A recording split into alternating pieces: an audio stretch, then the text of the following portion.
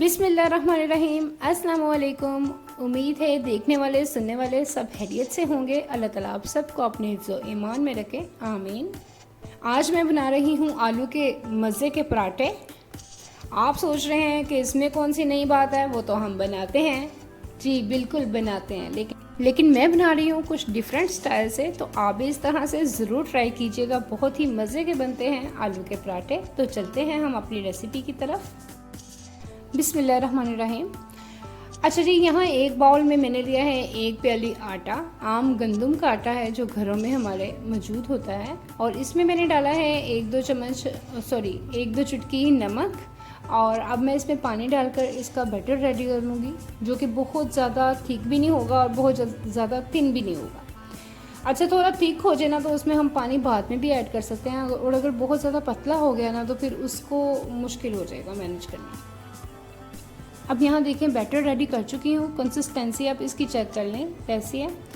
और दूसरी तरफ आलू उबल चुके हैं और इनको मैं इनके छिलके उतारती हूँ। जब तक मैं इनके छिलके उतार रही हूँ, तो अगर आप फर्स्ट टाइम मेरे चैनल पर हैं तो जल्दी से मेरे चैनल को सब्सक्राइब कर लीजिए, और अगर सब्सक्राइब कर चुके हैं तो दिल से शुक्रिया अदा करती हूँ। अच्छा, अब मैं आलू को ग्रेट कर रही हूँ। अच्छा, इसको मैं ऐसे भी मैश कर सकती थी, लेकिन ग्रेट करना बेस्ट है, क्योंकि मुझे इसमें किसी किस्म की कोई गुठली नहीं चाहिए। तो बिल्कुल स्मूथ सा बैटर रेडी करना है, तो इसलिए मैं आलू को ग्रेट कर रही हूँ। अब हम इसमें मसाले डालेंगे। नमक आप अपने टेस्ट के मुताबिक डालिएगा, क्योंकि आटे का जो बैटर रेडी किया है उसमें भी कुछ नमक है, तो इस बात का ख्याल रखिएगा। हल्दी मैंने इसमें डाली है 1/2 टीस्पून। सुरख मिर्च भी टेस्ट के मुताबिक ही डालूंगी। धरा मिर्च का इस्तेमाल भी कर सकते हैं आप। इसके अलावा इसमें ज़ीरा पाउडर और सूखा धनिया पाउडर भी मैंने 1/2 टीस्पून ऐड कर दिया है। चॉप हुई प्याज है, तकरीबन 1 टेबलस्पून है, और चॉप्ड ही हरी मिर्च है, थोड़ी सी डाल लीजिए 1-2, और हरा धनिया जितना आप पसंद करते हैं। अब हम इन तमाम चीज़ों को अच्छे से मिक्स कर लेंगे, और अच्छे से मिक्स करने के लिए बेहतर है कि आप हाथ से ही मिक्स कर लीजिए। अब हमारा मटेरियल बिल्कुल रेडी है। अच्छा, जो दूसरी तरफ आटे का बैटर मैंने रेडी किया हुआ था ना, उसमें मैं डाल रही हूँ 1-2 चुटकी काले तिल और 2 खाने के चम्मच कुकिंग ऑयल।